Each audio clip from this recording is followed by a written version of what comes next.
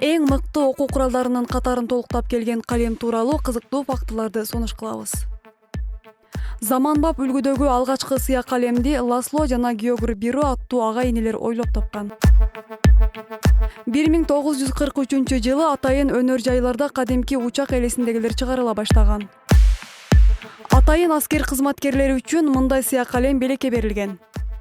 1945-жылы Нью-Йорктун соода борборлорунда алгачкы жолу сыя калемдер сатыкка чыгарылган. Кезектешип сатып алууга кызыктар болгондордун саны 100 эсеге өскөн. Көп убакытка чейин сыясын үнөмдөп иштетүүнү каалагандар үчүн толкундуу калемдер да бар. Албетте мында мүмкүнчүлүктөр кеңири. Калемдин бир түрүн эле эмес, түркүн түстөгүлөрүн кезиктире аласыз. Бул идея Ласло окумуштуусуна таандык. Статистикалык маалыматтар боюнча дүйнөдө күнүнө 90 миллиондон ашык калем сатылат.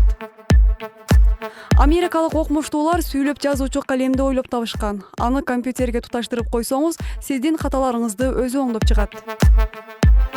Гиннес рекорддор китебине кирген эң кымбат калем 1 миллион евро турат.